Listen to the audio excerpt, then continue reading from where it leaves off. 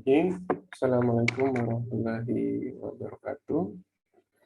Pada hari ini saya akan menyampaikan materi pertemuan 12 untuk mata kuliah analisa proyek sistem informasi. Pertemuan 12 itu kita membahas tentang manajemen komunikasi.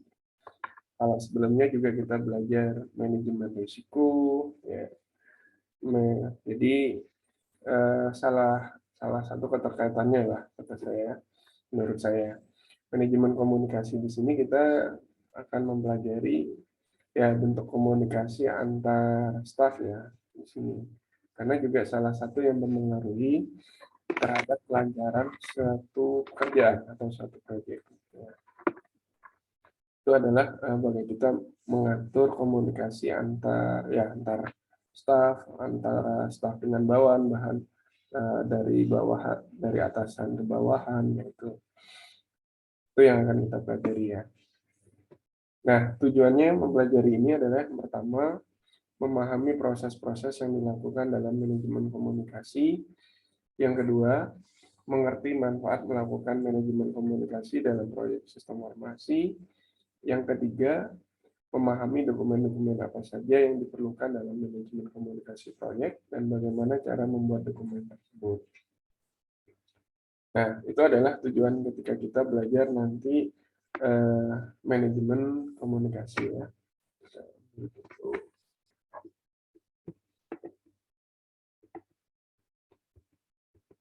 Oke, manajemen komunikasi adalah di sini didefinisikan kompetensi yang harus dimiliki manajer proyek dengan tujuan utama adalah agar adanya jaminan bahwa semua informasi mengenai proyek akan sampai tepat pada waktunya, dibuat dengan tepat, dikumpulkan, dibagikan, disimpan, diatur dengan tepat pula. Jadi itu ya pengelolaannya seperti itu untuk manajemen proyek. Mulai ya direncanakan proyek itu akan selesai pada waktunya ya atau sesuai dengan waktu yang direncanakan. Terus nantinya bagaimana dibagikan atau diimplementasikan ya itu biasanya terkait pada penggunanya ya terutama pada saat ketika kita mengembangkan sebuah sistem bagaimana nanti kita melakukan pelatihan pada si user ya karena nanti akan diimplementasikan. Kedua, orang-orang teknologi informasi terkenal dengan memiliki kemampuan komunikasi yang rendah. Nah itu tantangannya ya, karena memang kita bekerja itu apa ya banyak berinteraksi dengan komputer sehingga sosialnya menjadi kurang gitu ya. Bisa saja rahasia itu sangat terbuka ya. Yang muncul beranggapan yaitu orang-orang TI atau ya orang-orang sistem informasi, teknologi informasi itu memiliki kemampuan yang rendah dalam hal komunikasi. Selanjutnya, tahapan dalam manajemen komunikasi yang pertama adalah perencanaan komunikasi atau yang kita kenal dengan communication planning. Di sini diartikan mendefinisikan kebutuhan komunikasi dan informasi di antara stakeholder sebuah proyek. Jadi, apa saja yang perlu dibicarakan antara si pengembang, pengguna, dan komponen-komponen yang terkait di situ. Misalnya, yang menggunakan pemerintah daerah. Ada nggak juga komponen yang terkait lainnya, masyarakat, ya. Terus, nah, kalau kita misalnya pengembang sistem informasi, biasanya langsung dengan si pengguna ya atau user itu yang perlu dikomunikasikan apa. Mulai dari tahap pengembangan disampaikan akan diselesaikan berapa lama, terus apa bagaimana nanti tahapan pelatihannya, bagaimana nanti tahap implementasinya, itu perlu disampaikan di awal memang ya. Itu yang namanya perencanaan komunikasi. Yang kedua adalah distribusi informasi. Bagaimana informasi itu disampaikan. Di sini dijelaskan proses yang dilakukan untuk menjamin terpenuhinya kebutuhan informasi pada waktu yang tepat bagi stakeholder. Jadi informasi yang kita sampaikan itu memang sesuai waktunya. Contoh di awal tadi ya. Di awal bagaimana proyek itu akan diselesaikan udah disampaikan berapa lama. Ya. Terus jadi idealnya memang itu disampaikan di awal. Jadi waktu yang tepat ya. Jangan sampai nanti tidak ada informasi tiba-tiba di akhir-akhir baru disampaikan. Misalnya proyek ini diselesaikan sekian lama, itu tidak tepat. Itu dari segi waktu informasi itu menjadi usang ya, atau menjadi kadaluarsa gitu ya. Oke, itu penyampaian informasi. Terus pelaporan kinerja. Proses mengumpulkan dan menyebarkan informasi kinerja proyek, termasuk di dalamnya status report, progress measurement, dan ramalan. Jadi dalam proyek itu, misalnya dalam satu proyek, kita bisa saja membuat status report itu per minggu, per 2 minggu, atau per 1 bulan. Biasanya 2 minggu ya. Jika 2 minggu, kita progres apa yang belum disampaikan, atau apa yang perlu didiskusikan. Terutama progress report ya. Progress report itu apa yang sudah kita selesaikan berdasarkan rencana yang sudah kita buat. Dan kedepannya seperti apa rencananya, atau yang terkait dengan ramalan. Nah, itu pelaporan kinerja. Selanjutnya adalah mengelola stakeholder. Proses mengelola komunikasi untuk memenuhi kebutuhan dan harapan stakeholder dan penyelesaian isu-isu yang terjadi. Stakeholder ini di sini adalah definisinya pihak yang terkait dalam satu pekerjaan itu. Pihak yang terkait ya ketika kita mengembangkan sebuah pekerjaan atau sebuah sistem. Siapa saja? Kita, stakeholder lainnya misalnya pengguna atau pelanggan, terus ada pihak lainnya mungkin pemerintah, pemerintah daerah, nah itu masuk dalam stakeholder, karena pihak terkait lah di pengguna atau yang dilibatkan lah nanti dalam sistem itu ya. Itu pengertian dari stakeholder. Nah, ini adalah tinjauan umum, secara umum ya, manajemen komunikasi itu ada communication planning, ada information distribution tadi ya, bagaimana informasi itu disampaikan, ada caranya ya tadi, terus performance reporting, bagaimana progress report itu dilaksanakan, dan bagaimana berkomunikasi dengan stakeholder atau manage stakeholder ya. Di sini dirinci ya, ada rinciannya bisa Anda baca di sini.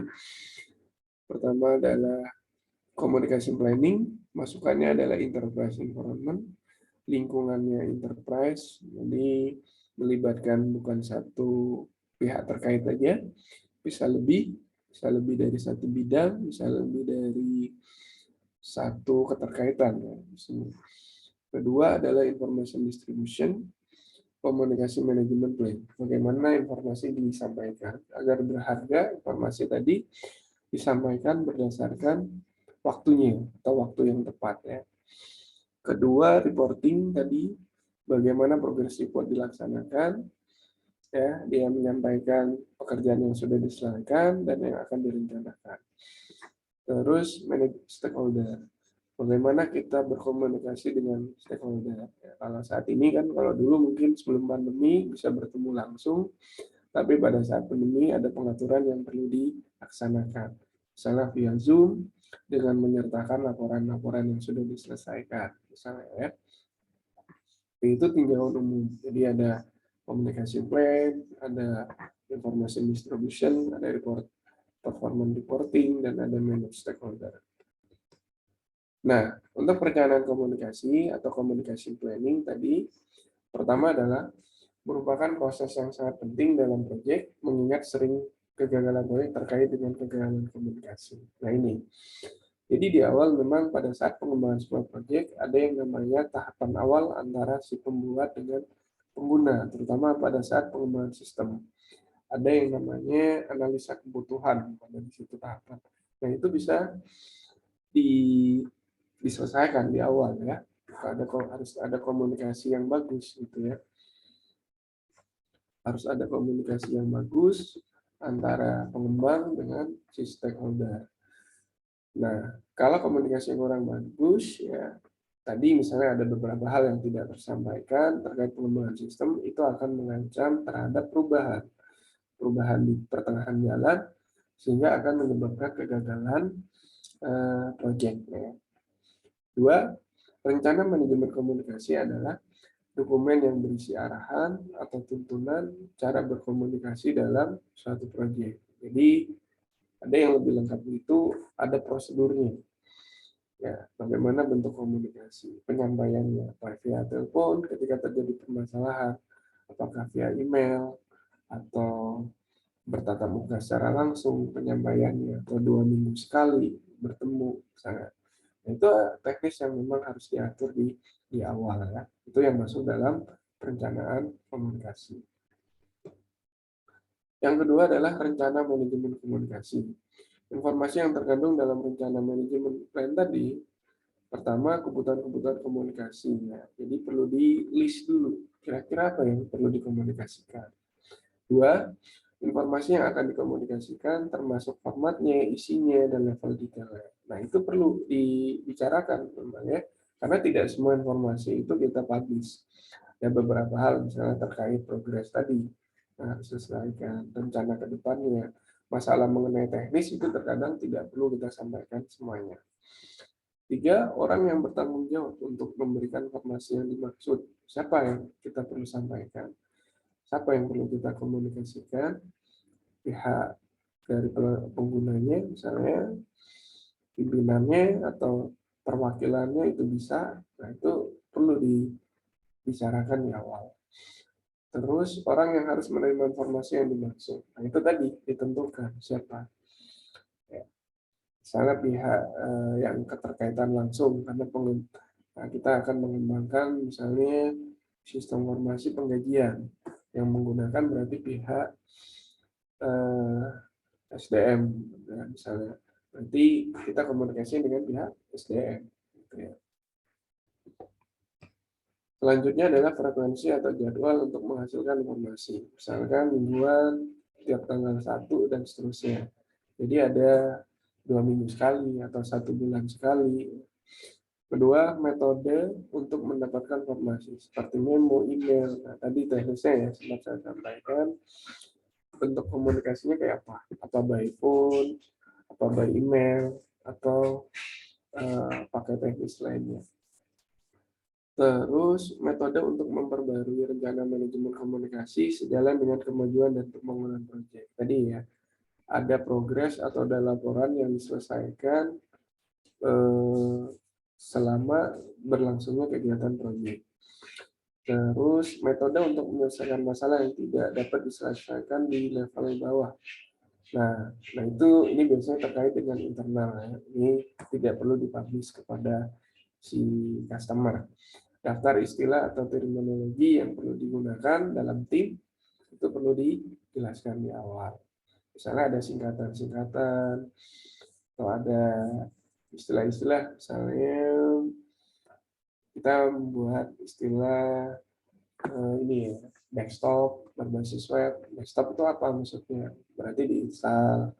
Kalau berbasis web gimana? Berarti kita bukanya menggunakan browser. Nah, itu istilah-istilah yang memang mungkin tidak semua orang tahu, terutama di luar bidang sistem informasi ya. Tapi perlu kita bisa sampaikan dalam tim gitu ya. Nah, ini adalah contoh analisis dalam stakeholder. Ya. Jadi, misalnya stakeholder-nya itu ada customer management, customer business staff, customer technical staff, internal management, internal business, training subkontraktor, software subkontraktor. Nah, ini kalau misalnya dalam pengembangan sistem informasi. Dokumen yang disampaikan, misalnya kalau dengan customer management itu monthly status report. Jadi bulanan, setiap bulan kita menyampaikan. Dokumennya misalnya dalam bentuk fisik, tapi tidak di email. Dalam bentuk print-printan. Kontak personnya misalnya siapa disebutkan, baik personnya langsung nggak apa-apa. Due date atau first of month, jadi di awal di minggu pertama di awal bulan, di minggu pertama di bulan depan. Nah, tuh. Jadi ada stakeholder-nya, dokumen yang bentuk dokumennya itu kalau hard copy itu berarti bisa file ya digunakan. Kalau hard copy fisik. Kalau soft copy nanti misalnya disebutkan soft copy itu boleh file. Selain hard copy di sini ada email, ada intranet berarti lewat jaringan ya kita penyampaiannya. Tuh. Terus mungkin frekuensinya atau due date-nya itu beda-beda ya setiap stakeholder ya. Nah itu. Terus bagaimana informasi disampaikan? Pertama, dilakukan pengingat pentingnya mendapatkan informasi.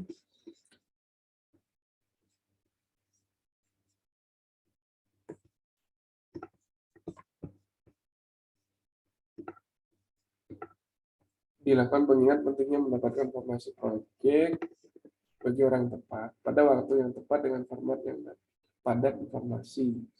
Dua, manajer proyek dan tim harus dapat memutuskan cara terbaik untuk mendistribusikan informasi. Jadi bagaimana informasi itu disampaikan, itu perlu dibicarakan juga ya di awal teknisnya. Waktunya kapan, ya kan? Terus kepada siapa kita menyampaikan, nah, itu perlu.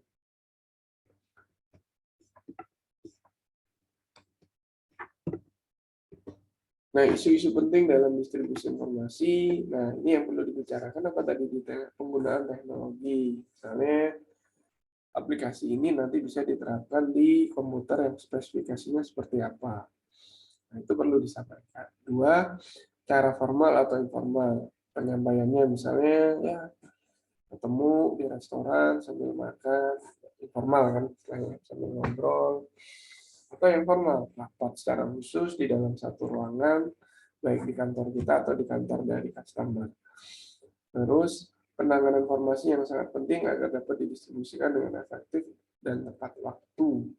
Jadi informasi, kalau misalnya ada isu-isu, misalnya ada hal yang perlu diperbarui atau ada perubahan, itu segera disampaikan. Memilih media yang cocok untuk berkomunikasi. Tadi ya, apakah by phone? Ya, oh kalau cuma sekedar penyampaian ini sih lewat telepon. Oh harus jelas, ada penjelasan yang harus disampaikan, berarti ketemu. Ya. Atau oh banyak hal yang dilibatkan, oh berarti baik email misalnya. Nah, itu perlu pengaturan seperti itu ya. Terus pemahaman akan teknik komunikasi individual atau kelompok. Nah, bagaimana kemampuan kita berkomunikasi dengan orang lain itu sangat mempengaruhi. Ya, terkadang memang ada orang yang pandai tapi kurang dalam hal komunikasi, dalam penyampaian. Sehingga apa? Yang ditangkap oleh si penerimanya kurang. Atau sebaliknya, dalam hal pekerjaan teknis dia kurang, tapi dalam menyampaikan informasi itu bisa. Nah, itu bisa diterima dengan baik oleh si penerimanya. Dan itu sangat mempengaruhi ya. Teknik menyampaikan berita buruk, misalnya tadi ya, kurang memiliki kemampuan menjelaskan kepada orang lain. Itu mempengaruhi ya. Pengaturan jumlah jalur komunikasi. Kita komunikasinya dengan siapa saja jalurnya. Kalau misalnya pengembang sistem dengan siapa, itu ya perlu diatur. Nah, terus tabel pemilihan media komunikasinya. Jadi penyampaian dokumennya bisa dalam bentuk hard copy, by phone, voicemail lewat suara ya, by email atau tatap muka, atau melalui jaringan atau melalui informasi publikasi dari sebuah website. Nah ini ya, ini misalnya assessing komitmen. Nah ini bentuk komunikasinya ya, tentang komitmen bersama bisa dalam bentuk seperti ini kegiatan. Building konsensus, membangun apa ya perencanaan awal tadi ya. Nah itu. Yang terakhir misalnya addressing many people. Jadi tertujunya komunikasi itu ke siapa saja, bahannya apa saja. Nah itu misalnya hard copy 2 kali, by phone-nya 3 kali, voicemail-nya berapa kali. Ini sampai sedetail ini ya memang. Jadi berkomunikasinya itu sampai dirinci kayak gini ya. Berapa kalinya, bentuk apa. Nah itu baiknya memang seperti ini. Nah ini adalah pengaruh jumlah jalur komunikasi. Misal jumlah number of communication channel, dapat persamaannya ya, sama dengan N dalam kurung M-1 dibagi 2. N ini biasanya menunjukkan adalah jumlah komunikasinya. Jumlah apa ya, kalau di 2 people, 1 communication channel, berarti 2 dikurangi 2-1 ya. 2 misalnya ya. 2 1 ya. 2. Nah, ini jumlah people-nya ya. Berarti jumlah keterlibatannya. Jumlah N ini adalah jumlah people-nya. Sehingga nanti menentukan berapa banyaknya berkomunikasi. 2 orang berarti cukup 1 communication channel, misalnya by phone atau by email tadi ya. 3 orang berarti 3 communication channel tadi ya. 4 people bisa 6 communication channel. Di sini interaksinya seperti ini. Arahnya ya, 2 arah pastinya semua ya, 2 arah. Ya mungkin kan 1 arah kan pasti ada jawaban atau ada respon ya. Misalnya ketika saya menyampaikan, menjelaskan kepada customer progres saya, pasti dia bertanya, berarti kan ada 2 arah gitu ya. Nah, itu pengaruh jumlah jalur komunikasi. Terus organisasional proses aset ya, dalam industri informasi. Proses distribusi informasi dapat didokumentasikan dalam organisasi proses aset. Informasi yang diperoleh antara lain listen learn. Jadi kesepakatan itu terus diupdate. Project record, surat-surat, memo, ya. Project report, formal, informal, laporan status project itu diupdate terus, misalnya 2 minggu sekali. Ya. Masukan dari stakeholder berupa kritik, saran, itu jadi feedback, atau jadi follow up, nanti harus di follow up lagi. Misalnya. Nah, itu dalam distribusi informasi yang perlu diperhatikan.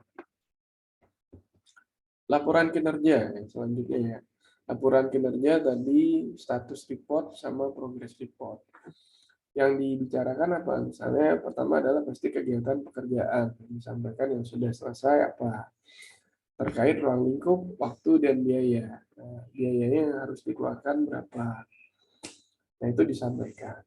Kedua, progress report menggambarkan sejauh mana tim project sudah menyelesaikan. Dalam 1 bulan saya menyelesaikan tahapan ini loh. Nah, itu disampaikan. Misalnya saya akan sampaikan, saya sudah menyelesaikan analisa kebutuhan, sampai desain pengembangan sudah saya sampaikan dan rencananya akan diimplementasikan pada bulan apa itu jelaskan, itu namanya progress report.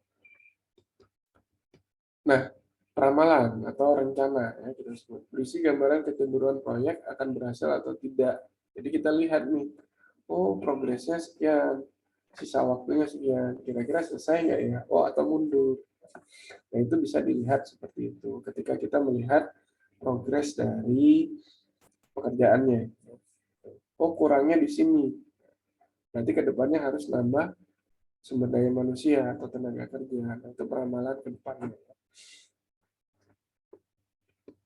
Terus saran dalam manajemen proyek komunikasi IT, pertama gunakan keterampilan berkomunikasi. Nah, kita dituntut memiliki kemampuan keterampilan yang bagus dalam menyampaikan.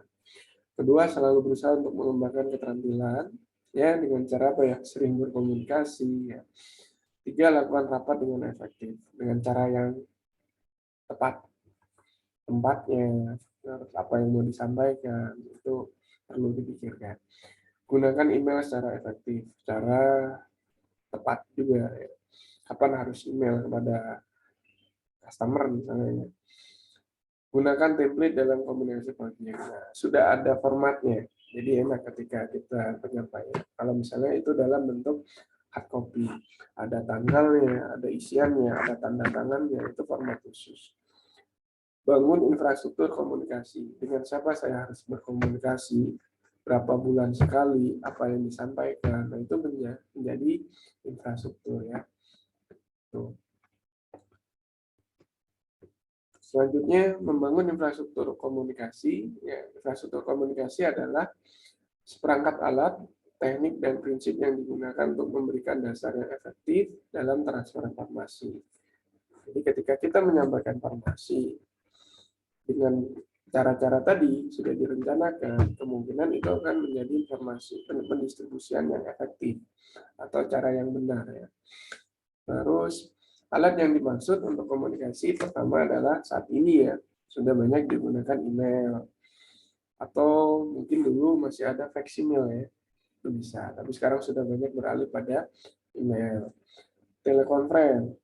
Misalnya kita rapat secara online tapi lebih dari 2 orang. By Zoom misalnya ya. Terus dokumen manajemen sistem, bagaimana dokumen itu nanti disampaikan. Dicetak dalam bentuk hard copy, pendistribusiannya dikirim, by kurir atau apa. Word prosesor, kata-kata apa yang disampaikan. Ya. Pesan apa yang akan disampaikan. Itu salah satu media untuk membangun infrastruktur komunikasi. Teknik termasuk di dalam panduan dan template report memenuhi aturan dasar dan prosedur, baik cara, ya, proses pengambilan keputusan, pendekatan pemecahan masalah, ya, dan resolusi konflik dan teknik negosiasi. Prinsip yang dimaksud adalah menggunakan dialog terbuka dan etika yang disepakati bersama. Nah, dialognya itu disepakati. Oh iya ya, nanti kalau penyampaian bisa via email. Berarti kan ada kesepakatan. Oh iya ya, nanti bisa by phone. Kesepakatan jam sekian ke jam kerja lah, dari jam 8 sampai jam 4 sore misalnya. Atau bisa diantar ya dokumennya tiap minggunya. Nah, itu kan kesepakatan yang sudah dibangun di awal ya. Konflik dapat menjadi baik. Konflik itu adalah permasalahan yang timbul dalam sebuah pekerjaan, atau juga komunikasi kita juga dengan customer misalnya. Konflik kadang menghasilkan hasil yang penting seperti ide baru, alternatif yang baik, dan motivasi untuk bekerja keras dan bekerja sama. Konflik itu tidak selalu buruk, tapi bisa saja nanti bisa menjadi inputan baru. Dari kritikan, itu bisa menjadi pengembangan. Oh iya ya, belum ada terkait tampilannya misalnya masih kurang ininya. Nah, itu bisa jadi masukan. Ya. Pemikiran yang dalam pada kelompok dapat membangun jika tidak ada sudut pandang yang saling bertentangan. Jadi sudut pandang yang saling bertentang, pemikiran ya berawal dari pemikiran dapat membangun ya. Jadi pemikirannya itu dibangun di awal agar tidak terjadi perselisihan. Misalnya waktunya harus disesuaikan berapa, itu disepakati. Biayanya berapa, itu disepakati. Nah, bagaimana teknisnya, itu disepakati. Kalau tidak disepakati, takutnya nanti terjadi perbedaan atau pertentangan pendapat jadinya ya. Kalau udah jadi kesepakatan, itu kan berarti minimal kedua pihak saling mengetahui sudah ya. Terus penelitian yang dilakukan oleh Karen Jen mengusulkan bahwa konflik yang berkaitan dengan pekerjaan sering meningkatkan kinerja, tetapi konflik emosi sering menekan kinerja. Nah, ada yang misalnya konflik itu yang berkaitan dengan ini, ya tadi saran membangun, kritikan yang membangun, tapi di satu sisi ada yang terkaitannya dengan bawaannya misalnya perasaan atau emosi. Nah, itu yang mengancam terhadap kestabilan dari sebuah tim. Ya, ada konflik-konflik internal, emosi lah di situ ya. Atau terkadang permasalahan personal yang dibawa pada lingkungan kerja. Itu akan mengancam terhadap keharmonisan tim. Ya. Mode atau cara ya penanganan konflik yang pertama adalah konfrontasi atau pemecahan masalah. Jadi dipanggil kedua belah pihak, ditemukan apa permasalahannya, solusinya gimana. Dua, kompromi, ya, menggunakan pendekatan saling memberi dan menerima, ya, win-win solution, ya, dikatakan. Oh permasalahannya nanti berarti si pelanggan harus seperti ini, si pengembang apa yang harus jadi masukan. Memperlancar, tidak menekankan pada area yang berbeda dan menekankan pada area perjanjian. Kembali lagi kesepakatannya, perlu ditambah nggak ke depannya atau perlu direvisi. Nah itu perlu dibicarakan. Memaksa, mendekatan, menang kalah. Ada yang terkait hal seperti itu. Ujung-ujungnya misalnya ketika one-win solution tidak terjadi, ya udah, ya yang terkait kadang baik-baiknya sampai pada permasalahan hukum. Konflik itu ya, misalnya harus dibawa ke meja hukum misalnya. Penarikan, menarik atau menarik diri dari kenyataan atau potensial perselisihan. Ada yang seperti itu. Oh, masalah ini tidak akan terselesaikan. Lebih baik saya hindari. Atau jangan dikerjakan lah, karena ini akan memunculkan perselisihan. Nah, itu bisa saja kayak gitu ya caranya agar tidak terjadi konflik atau permasalahan. Meningkatkan keterampilan berkomunikasi. Nah, perusahaan IT dan program-program pendidikan IT seringkali mengabaikan ini, pentingnya ini. Keterampilan menyampaikan, bagaimana cara menulis laporan, bagaimana mendengarkan, itu kadang agak disepelekan, tapi itu menjadi bagian yang penting dalam komunikasi. Dua, organisasi yang berkembang baru akhirnya menyadari bahwa diperlukan investasi dalam bidang komunikasi. Jadi perlu komunikasi yang baik itu disusun. Karena itu berpengaruh terhadap gagal atau tidaknya sebuah proyek. Tiga, butuh kepemimpinan untuk meningkatkan kemampuan berfungsi. Kita pilih pemimpin-pemimpin yang bisa merangkul, pemimpin-pemimpin yang bisa menyelesaikan konflik, pemimpin yang bisa merangkul sebuah lini, bukan hanya memilih kemampuan teknis dalam bekerja. Rapat yang efektif, cara-cara yang benar, ya. Satu, tentukan terlebih dahulu apakah rapat dapat dihindari. Nah, ya, kalau memang ya, sarannya di sini tidak perlu juga mengadakan sering-sering pertemuan, tapi yang efektif itu seperti apa? 3 bulan sekali misalnya. Dua, tentukan tujuan dan outcome yang diinginkan dari sebuah rapat. Kita melakukan rapat itu tujuannya apa? Apa yang mau disampaikan? Jangan sampai hanya rapat tapi tidak tahu apa yang dibicarakan atau poinnya apa gitu ya. Tentukan siapa yang harus menghadiri rapat. Nah, diundang personalia, operator, operasional, dah cukup. Tidak perlu ada orang marketing misalnya. Berikan agenda rapat sebelum rapat dilaksanakan. Undangan disebar, misalnya H-3, H-5, jadi tidak mendadak. Ya. Persiapkan segala perlengkapan sebelum rapat, handout, alat peraga. Kalau kita misalnya bertemu langsung, pakai infocus, disiapkan infocusnya. Siapkan laptopnya, siapkan materinya. Jalankan rapat secara profesional. Ini kalau hubungan kita dengan customer.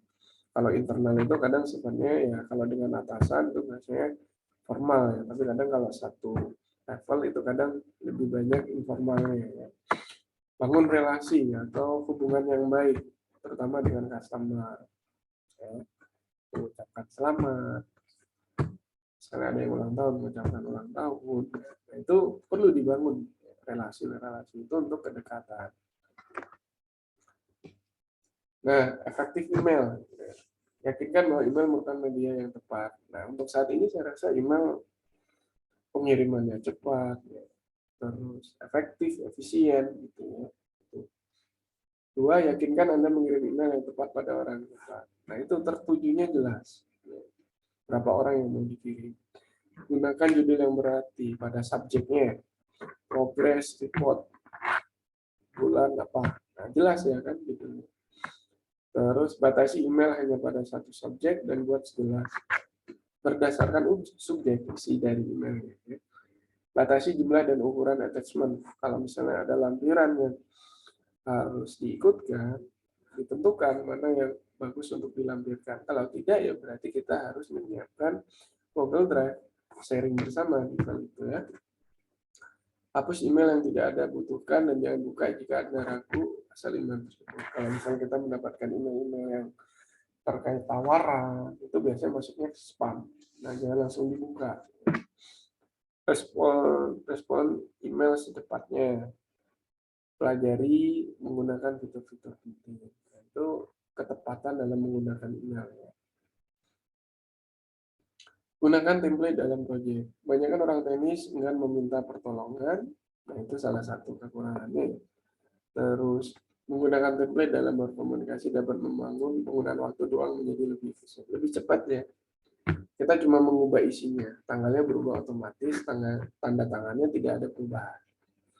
Kontennya aja yang diubah, misalnya formatnya udah atas tanggal, judul, ucapan salam, isinya yang berubah, tanda tangannya siapa berubah. Ada formatnya sudah ya, sudah ada template-nya gitu ya. Nah, ini adalah contoh untuk deskripsi proyek. Jadi, dalam sebuah kegiatan proyek dijelaskan tujuannya apa, objektifnya. Describe the objective of the project owner for 2 sentence. Focus on the business benefit of doing project. Jadi pada tujuan ini biasanya menjelaskan deskripsi dari project dan keuntungan atau manfaat dari project. Scope, ruang lingkup pada project itu dijelaskan apa saja yang bisa dikerjakan. Ya, jadi jelas ya, tidak melebar kemana-mana. Cost itu adalah biaya yang dikeluarkan nanti ya bisa sampai proyek selesai dengan rincian ya, misalnya disebarkan rinciannya dijelaskan schedule atau jadwal yang digunakan berapa lama pengerjaannya pada analisa pengembangan desain itu ada waktu-waktu yang bisa dialokasikan ya. Contoh template progress report Romawi 1 accomplishment for month of January or approach month. Menggambarkan pentingnya apa di situ ya. Terus menggambarkan kepentingan lainnya ya. Terus yang kedua rencana untuk yang Februari. Menjelaskan pentingnya apa. Terus menjelaskan pentingnya apa. Terus isu-isu ya, diangkat. Isu-isu itu berisi berita-berita terkini atau bisa permasalahan terkini yang disampaikan. 4. Project change, date and description. Jadi progresnya dilaporkan di perubahan dan terkait akan perubahan ke depannya juga bisa disampaikan di bagian Romawi 4. Contoh outline untuk final report. Cover, judul, 2 tabel of content, daftar isi, need for the project, kebutuhan dari project, kenapa membutuhkan project itu, latar belakangnya, project description and letter of project, yang definisi dari project, dan persetujuannya kayak apa. Overall outcome of the project. 6. Project management tools dan teknik, cara dan alat yang digunakan. 7. Project team recommendation and future consideration. Jadi siapa saja personelnya. 8. Final project kan tadi ya menggambarkan budget Microsoft project. Jadi dia tahu berapa lama, berapa sumber daya manusia yang dikerjakan. Terus attachment with all deliverable. Jadi kira-kira apa yang mau dikirimkan nanti dokumennya ya. Final project documentation item. Pertama adalah project description, menjelaskan definisi dari project atau deskripsi dari projectnya. Kedua adalah project proposal and backup data. Jadi project itu pengajuannya dalam bentuk proposal pembuatannya ya, sebelum di ACC. 3. Original versus kontrak. Misalnya terjadi kalau sudah oke, berarti ada kontrak di situ yang dijalin kesepakatan dua belah pihak minimal. 4. Original and reverse project schedule ya. Kita pakai Microsoft Project untuk menggambarkan kegiatan tadi. 5. Desain dokumen. 6. Final project. 7. Deliverable upgrade. 7. 8. Audit report. Terus audit report ini di sini ini ya pengecekan terhadap proyeknya pada bagian kebutuhan kira-kira apa yang kurang. Terus itu audit pengecekan. Jadi audit bukan keuangan saja, tapi dalam hal pekerjaan pengembangan sistem juga perlu dilakukan audit.